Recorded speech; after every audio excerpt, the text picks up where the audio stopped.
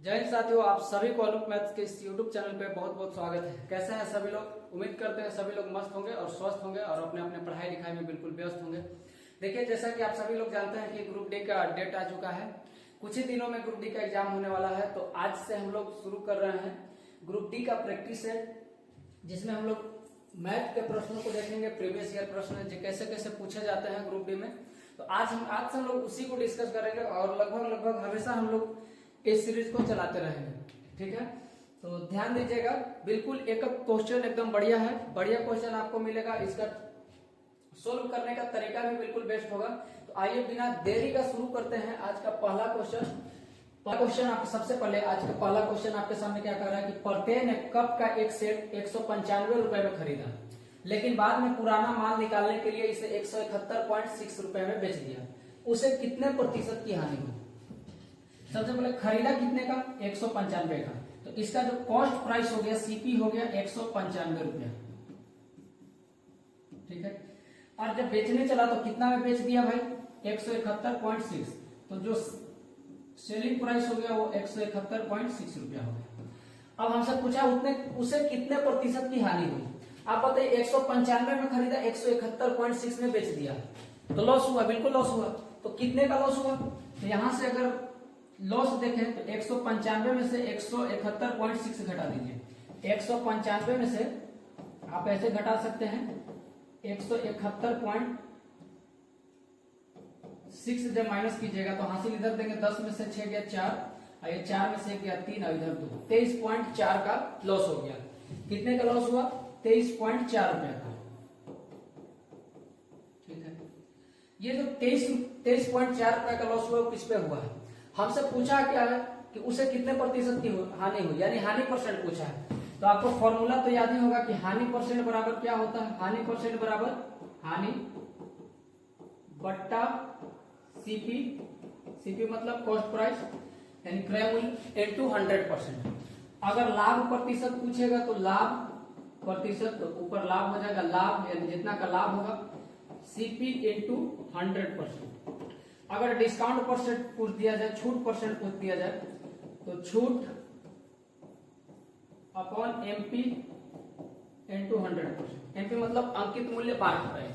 ठीक है, लॉस छूट हमेशा अंकित मूल्य पे दिया जाए। तो यहाँ पे 23.4 रुपए का लॉस हुआ है। 23.4 रुपए का लॉस हुआ है किस पे? 195 पे। तो 100 पे कितना? इसको कैलकुलेट कर लीजिएगा, आपका आंसर आएगा। देखिए, सबसे पहले इसको काटने चले, पॉइंट के बाद एक अंक है तो नीचे 10 आ जाएगा, जिससे एक जीरो से एक जीरो कट जाएगा। अब 5 से काटेंगे तो 2 बार, और 5 से काटेंगे 5 दिया 15 और 4 बचेगा 45, 5 9 45। ठीक है, अब 39 से काट दीजिए 234 को। तो 39 से 234 को काटिएगा तो यहाँ देखिए यूनिट डिजिट 4 है, तो 9 में कितना से गुना कर दें कि यूनिट डिजिट 4 आ जाए? आइए कितना गुना, अगर ये 40 रहता तो 40 का 6 गुना 240 होता है, बिल्कुल, यानी 6 गुना लगभग कट रहा है। तो 6 9 54 के 4 हासिल 5, 6 3 18 5 23, बिल्कुल सही, 6 बार कट गया। तो 6 दूनी 12, यानी जो आपका उत्तर निकल के आएगा वो कितने परसेंट आएगा? 12%। आपका ऑप्शन ए हो जाएगा। ए आपका आंसर बिल्कुल सही हो जाएगा। बिल्कुल, चले आगे बढ़ते हैं अगले सवाल की तरफ। अगला सवाल ये रहा आपके सामने, बिल्कुल इजी क्वेश्चन है कि यदि sec theta plus tan theta बराबर 2.5 हो, तब sec theta minus tan theta क्या होगा? देखिए, ये डायरेक्ट फॉर्मूला पे क्वेश्चन है। आपको अगर फॉर्मूला याद होगा तो ये सवाल 1 मिनट का भी नहीं, मतलब 20 सेकंड का भी नहीं है। आपको फॉर्मूला याद होने चाहिए। कौन सा फॉर्मूला? आप लोग को फॉर्मूला याद होगा कि sec theta plus tan theta into sec theta minus tan theta बराबर 1 होता है। Sec theta plus tan theta into sec theta minus tan theta बराबर 1 होता है। और यहीं से एक और फॉर्मूला बनता है कि अगर इसमें आप देखें तो a plus B A minus A plus B into A minus B, तो इसका फॉर्मूला क्या होता है? A square minus B square. तो sec square theta minus tan square theta बराबर भी क्या होता है? 1 होता है। लेकिन अभी हमारा ये इस फॉर्मूला पे ये सवाल बन जाएगा, बिल्कुल आसानी से बन जाएगा। दिया क्या है? Sec theta plus tan theta 2.5 दिया है। तो हम जानते हैं sec theta plus tan theta into sec theta minus tan theta क्या होता है, 1 के बराबर होता है। तो sec theta plus tan theta हमसे पूछा है, नहीं दिया है, तो sec theta plus tan theta की जगह क्या रखेंगे 2.5 into sec theta minus tan theta हमसे पूछा है, तो sec theta minus tan theta और ये किसके बराबर होना चाहिए 1 के बराबर। तो यहां से sec theta minus tan theta अपने पास क्या निकल के आ जाएगा दोस्त 1/2.5 गुने में इधर आएगा तो भाग में, और यहां से पॉइंट हटेगा तो 10 ऊपर जाएगा, 5 बचे 25, 5 दूनी 10, 2/5। तो आंसर कितना आना चाहिए 2/5। अच्छा 2/5 ऑप्शन नहीं है, यानी 2 को 5 से भाग देंगे तो 0.4। तो आंसर कितना आ जाएगा 0.4 आपका बिल्कुल करेक्ट आंसर होगा। यदि फॉर्मूला याद रहेगा तो ये सवाल बिल्कुल इजी है, अगर फॉर्मूला याद नहीं रहेगा तो आपसे बनने वाला नहीं है, इसलिए फॉर्मूला जरूर याद करें। अगला क्वेश्चन देखते हैं। अगला क्वेश्चन कुछ इस तरह से है, ये भी बिल्कुल इजी सवाल है और ये ज्योमेट्री का यानी एंगल पे आधारित सवाल है। देखिए कोशिश कीजिए, बोला है कि दो कोण पूरक हैं, बड़ा कोण छोटे कोण के माप से 3 गुना से 6 कम है, तो बड़े कोण का माप ज्ञात कीजिए। बोला दो कोण हैं जो एक दूसरे के क्या है पूरक है। पूरक का मतलब क्या होता है दोस्त, इसको सीख लो थोड़ा सा। पूरक मतलब कॉम्प्लीमेंट्री एंगल जिसको बोलते हैं, इंग्लिश में जिसको बोलते हैं कॉम्प्लीमेंट्री एंगल।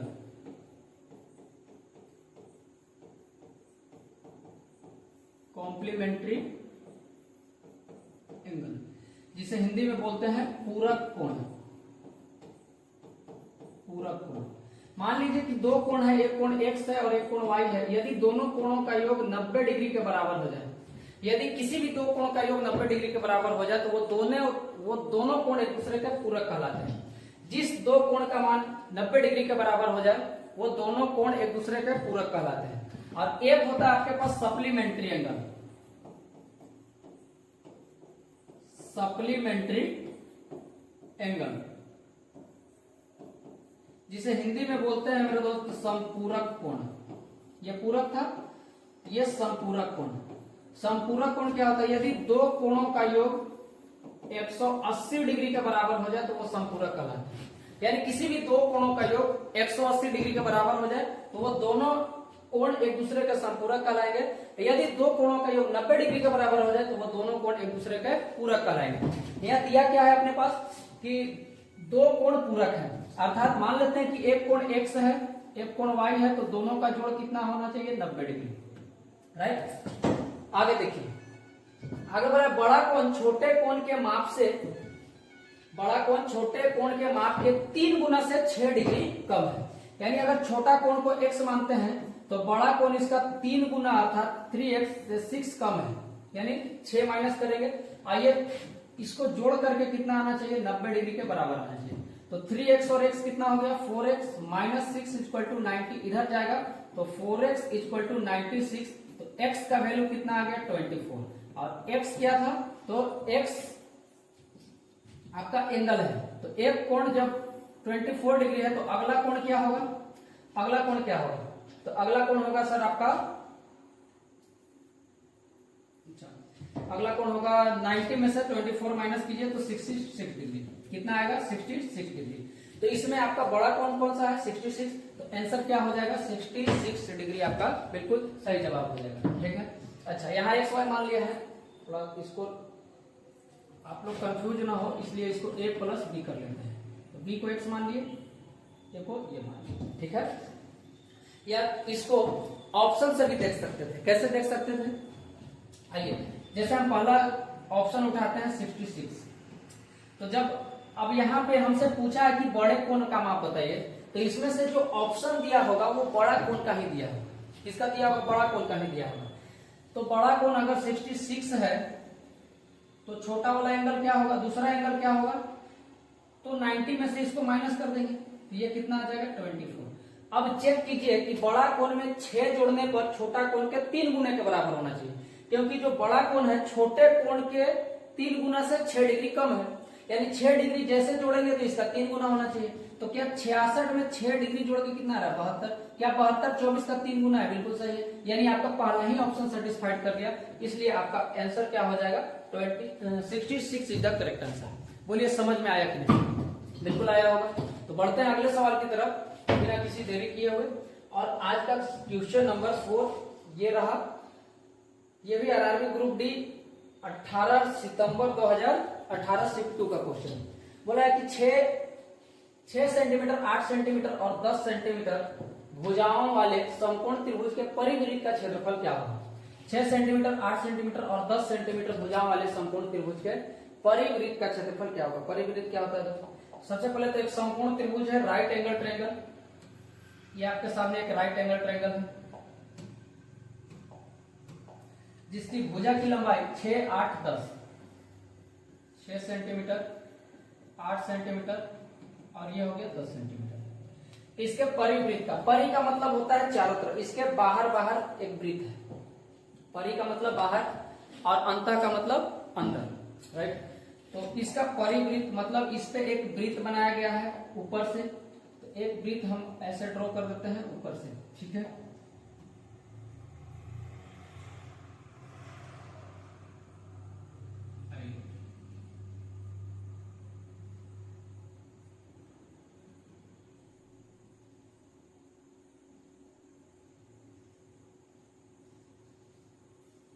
चलिए थोड़ा सा देखता हूं।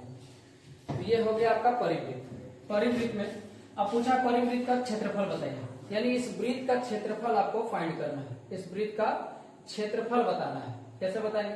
तो क्षेत्रफल, वृत्त का क्षेत्रफल क्या होता है? एरिया ऑफ सर्कल यानी पाई आर स्क्वायर। वृत्त का क्षेत्रफल क्या होगा? पाई आर स्क्वायर। यानी इसमें हमको रेडियस चाहिए, त्रिज्या चाहिए, तो त्रिज्या कैसे निकलेगा? तो समकोण त्रिभुज के परिवृत्त का त्रिज्या जो होता है वो हाइपोटेनस का आधा होता है। रेडियस का जो वैल्यू होता है वो हाइपोटेनस का क्या होता है? आधा। हाइपोटेनस मतलब कर्ण। और राइट एंगल ट्रायंगल में सबसे बड़ी भुजा क्या कहलाती है? कर्ण कहलाती है, जो 90 डिग्री के सामने होता है। तो ये कर्ण है। जैसे ये जो इसका कंप्लीट भुजा है, ये तो इसका वृत्त का व्यास का काम कर रहा है, डायमीटर का काम कर रहा है। तो व्यास जो होता है वो त्रिज्या का डबल होता है। जबकि व्यास 10 है तो त्रिज्या कितना हो जाएगा? 10 का आधा, 5 सेंटीमीटर। या आप इसको याद कर लीजिएगा कि समकोण त्रिभुज के परिवृत्त का त्रिज्या कर्ण का आधा होता है, हाइपोटेनियस का आधा होता है। कर्ण आपके पास कितना है? 10 है। और कर्ण कैसे पहचानेंगे? समकोण त्रिभुज में सबसे बड़ी भुजा को कर्ण बोलते हैं। सबसे बड़ी भुजा को कर्ण बोलते हैं, इस बात को याद होना चाहिए। तो यहां से पाई का पाई रख दीजिए, पाई का वैल्यू, आर का वैल्यू 5 का स्क्वायर, तो 5 का स्क्वायर 25 पाई सेंटीमीटर स्क्वायर। जैसा हम देख पा रहे हैं कि ऑप्शन पाई में है, तो आंसर आपका क्या हो जाएगा? Option number B is the correct answer. उम्मीद है कि समझ में आया होगा। बढ़ते हैं अगले सवाल की तरफ। और अगला सवाल कुछ इस तरह से है। ये देखिए, ये भी ग्रुप डी 2018 का सवाल है, एकदम मीठा मीठा क्वेश्चन है। आइए जी, ये आपका ट्रेन से है। बोले एक ट्रेन 15 सेकंड में एक खंभे को पार करती है और 25 सेकंड में 100 मीटर लंबे प्लेटफॉर्म को पार करती है। मीटर में ट्रेन की लंबाई बताइए जल्दी से, क्या आएगा आंसर? कैसे होगा? तो सबसे पहले आपको 3 फॉर्मूला याद होना चाहिए। डिस्टेंस बराबर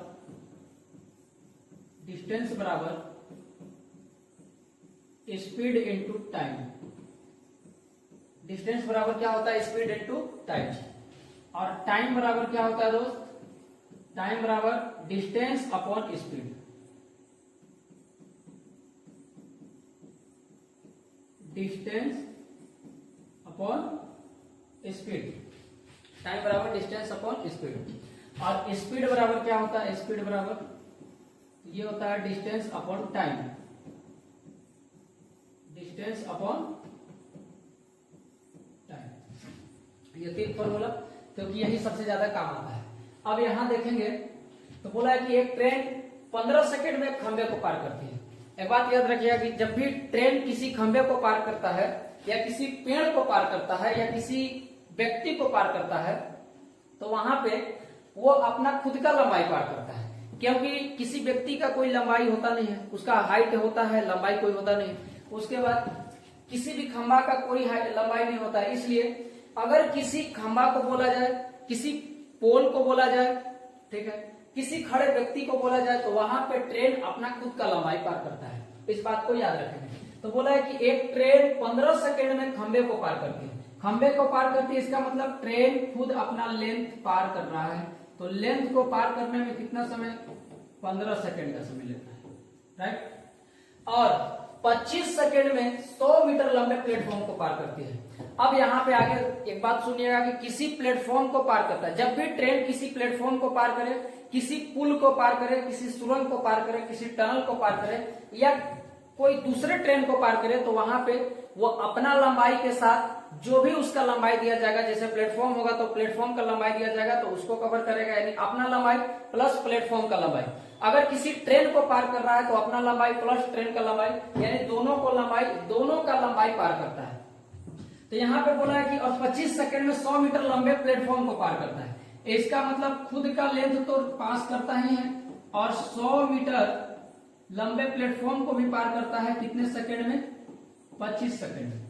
यहाँ तक किसी को डाउट बिल्कुल नहीं होनी चाहिए, क्योंकि यहाँ तक कुछ किया ही नहीं मैंने। अब आप बताओ कि यहाँ अपना लेंथ पार कर रहा था तो 15 सेकंड का समय लग रहा था। ओनली फॉर अपना लेंथ पार कर रहा था तो 15 सेकंड का समय लग रहा था, और यहाँ 100 मीटर एक्स्ट्रा प्लेटफॉर्म को पार कर रहा है तो समय लग रहा है 25 सेकंड। यहाँ अपना लेंथ तो पार कर ही रहा है, लेकिन 100 मीटर लंबा एक और प्लेटफॉर्म को पार कर रहा है, जिसके वजह से 15 सेकंड न लगकर 25 सेकंड लग रहा है। तो यहाँ से कितना एक्स्ट्रा लग रहा है भाई? 10 सेकंड। कितना सेकंड एक्स्ट्रा लग रहा है? 10 सेकंड। ये 10 सेकंड एक्स्ट्रा समय क्यों लगा? ये 10 सेकंड एक्स्ट्रा समय क्यों लगा? क्योंकि 100 मीटर लंबा प्लेटफॉर्म को एक्स्ट्रा पार कर रहा है, यानी जो 10 सेकंड का एक्स्ट्रा समय लगा है वो ये 100 मीटर लंबे प्लेटफॉर्म को पार करने में लगा है। तो 10 सेकंड 100 मीटर लंबे प्लेटफॉर्म को 10 सेकंड में जब पार करता है तो इसका स्पीड क्या है? स्पीड जो हो गया ट्रेन का वो 10 से काट देंगे 10 मीटर प्रति सेकंड। 10 मीटर प्रति सेकंड। हमसे पूछा क्या है? मीटर में ट्रेन की लंबाई ज्ञात कीजिए। तो ट्रेन अपना लंबाई कितने सेकंड में पास कर रहा था? 15 सेकंड में। और स्पीड कितना था? 10 मीटर प्रति सेकंड। तो जो इसका लेंथ हो जाएगा वो स्पीड इंटू टाइम, क्योंकि यही आपका इसका ट्रेन का लेंथ ही इसका डिस्टेंस कहलाएगा। तो डिस्टेंस बराबर स्पीड इंटू टाइम। स्पीड है 10 मीटर प्रति सेकंड, टाइम लग रहा था 15 सेकंड, तो 15 देंगे 150, यानी ट्रेन की लंबाई कितना है मेरे दोस्त? 150 मीटर का ट्रेन का लंबाई है। 150 मीटर बिल्कुल करेक्ट आंसर है। उम्मीद है यहां तक समझ में आया होगा। ये क्वेश्चन नंबर 5 था। आगे बढ़ते हैं क्वेश्चन नंबर 6 की तरफ। और ये देखिए क्वेश्चन नंबर 6 कुछ इस तरह से है आपके सामने। एकदम सिंपल क्वेश्चन, इजी, मीठा मीठा क्वेश्चन है। एक बार पढ़िए। बोला कि यदि ब्याज वार्षिक रूप से चक्रवृद्धि होता है, यदि ब्याज वार्षिक रूप से चक्रवृद्धि होता है तो 25,000 रुपए की धनराशि 2 वर्ष बाद 36,000 रुपए हो जाती है, तो ब्याज की दर ज्ञात कीजिए। देखिए ऐसा सवाल जब भी आएगा, पहला तो इसका बेसिक तरीका लगाइएगा, बिल्कुल बहुत लंबा है। जो फॉर्मूला आप लोग पढ़ते हैं, अमाउंट बराबर P इंटू 1 प्लस R बटा 100, इसका पावर T मतलब टाइम, R मतलब रेट, A मतलब अमाउंट और P मतलब प्रिंसिपल यानी मूलधन। तो इस पे नहीं करना है। अब यहां से देखिए कि आपके पास दिया गया है प्रिंसिपल यानी मूलधन और अमाउंट आपके पास दिया गया है। प्रिंसिपल कितना था? 25,000। अमाउंट कितना हो गया? 36,000।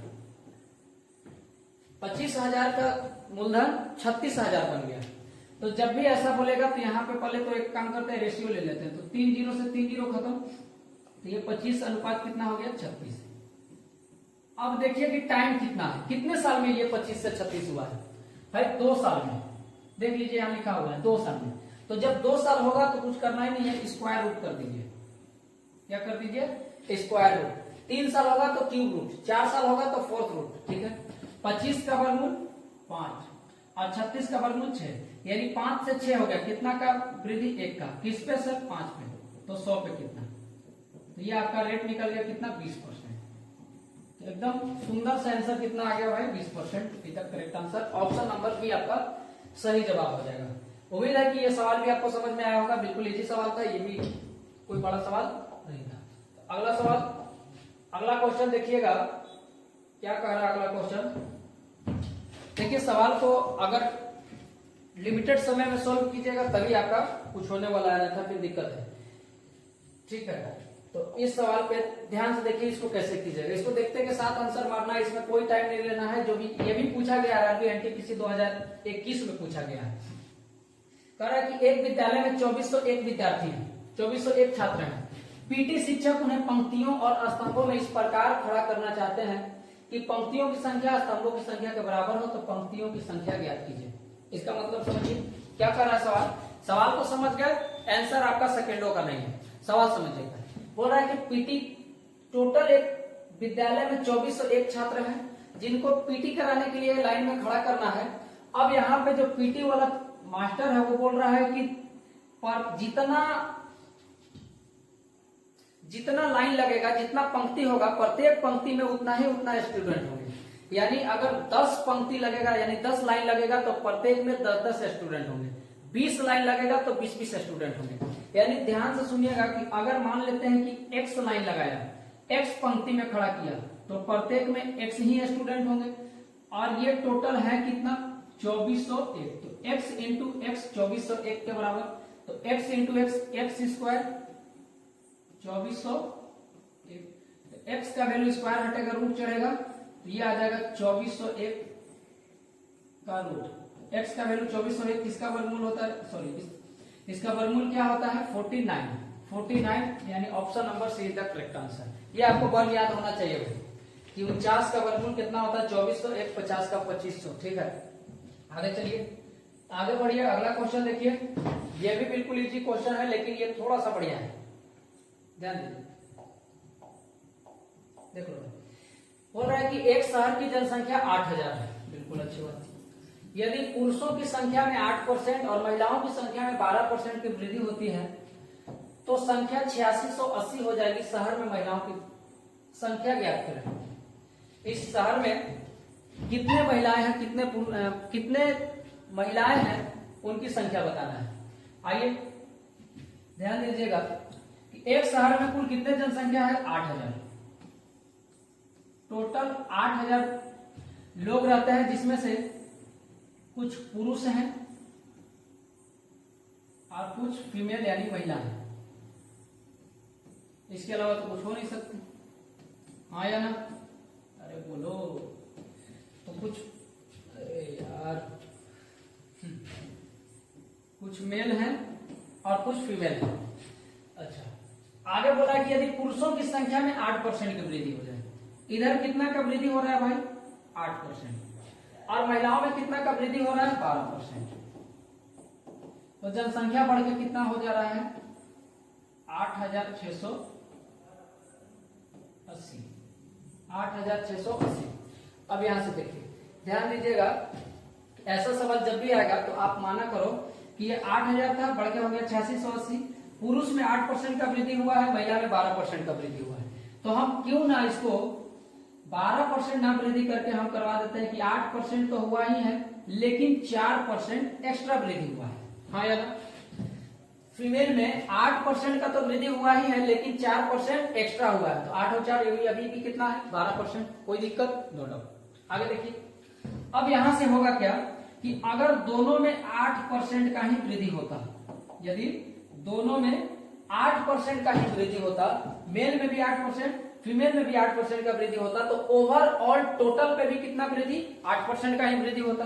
तो 8% का वृद्धि होता तो वृद्धि होना कितना चाहिए, 8000 का 8% निकालेंगे, इसका 8% कैलकुलेट करेंगे तो यह 8 64 640, कितना 640, लेकिन वृद्धि कितना का हुआ है 680 का, क्योंकि 8000 से 8680 हो गया है तो 680 बढ़ गया है। जबकि अगर दोनों में 8% बढ़ता तो बढ़ना चाहिए 640, बढ़ गया 680, तो कितना एक्स्ट्रा बढ़ गया भाई 40 एक्स्ट्रा वृद्धि हो गया।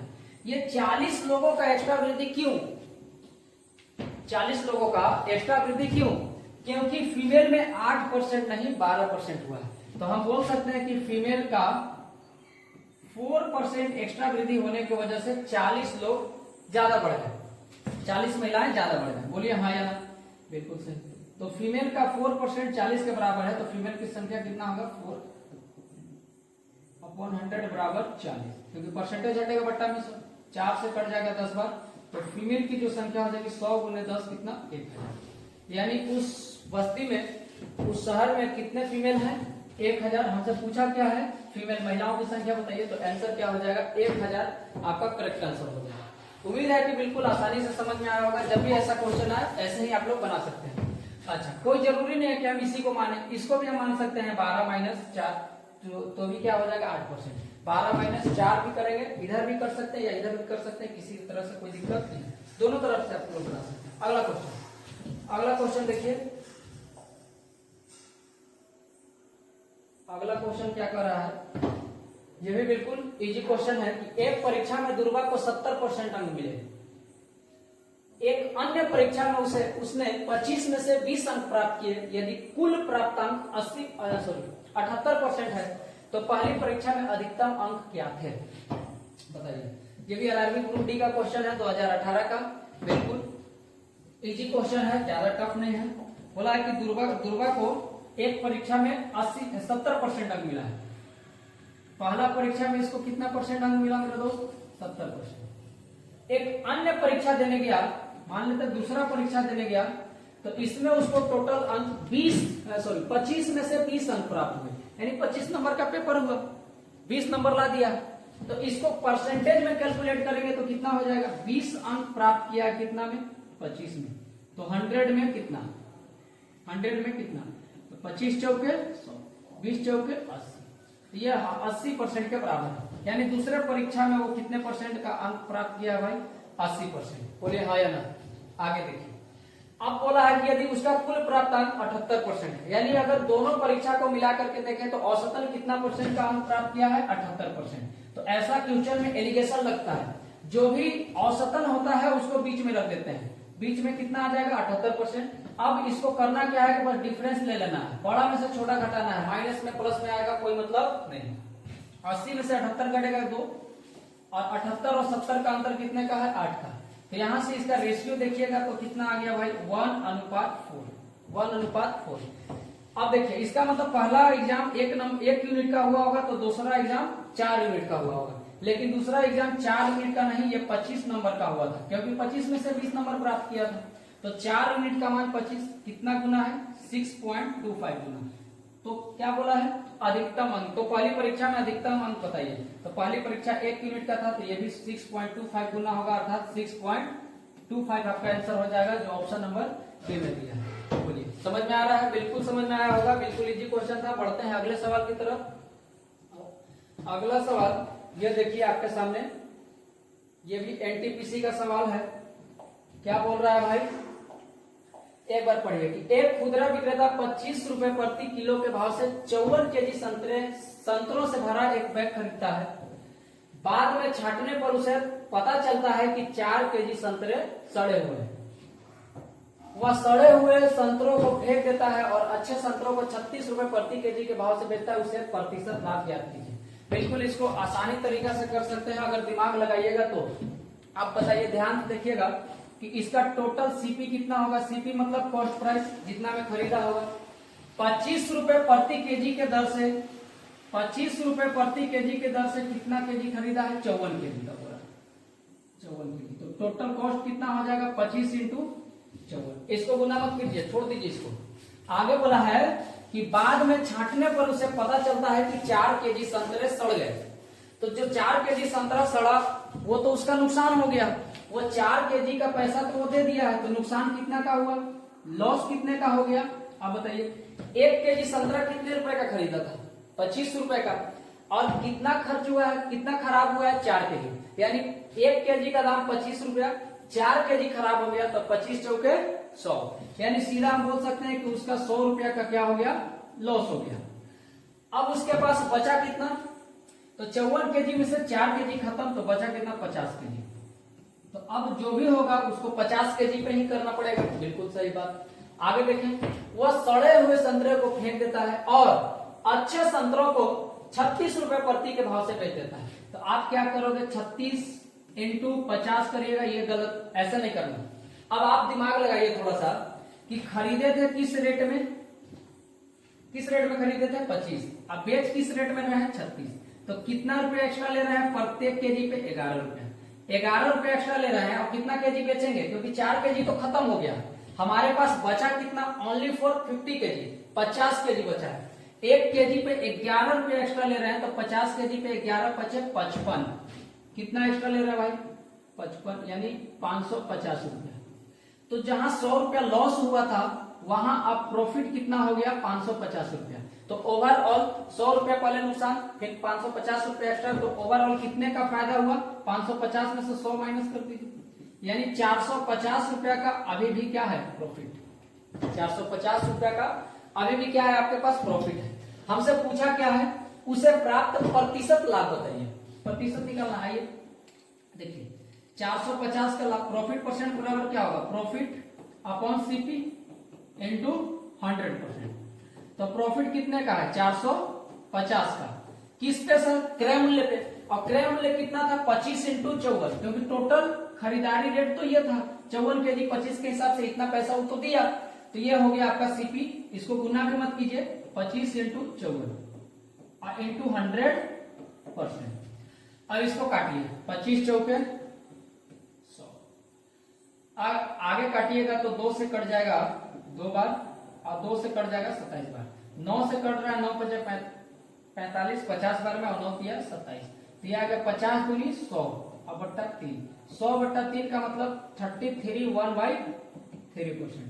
33.1/3% का प्रॉफिट हुआ। ऑप्शन नंबर ए आपका बिल्कुल करेक्ट आंसर हो जाएगा। बोलिए, उम्मीद है ये भी क्वेश्चन समझ में आया होगा। तो आज के लिए इतना ही रखते हैं, बाकी मिलेंगे अगले वीडियो में। तब तक के लिए सभी को जय हिंद।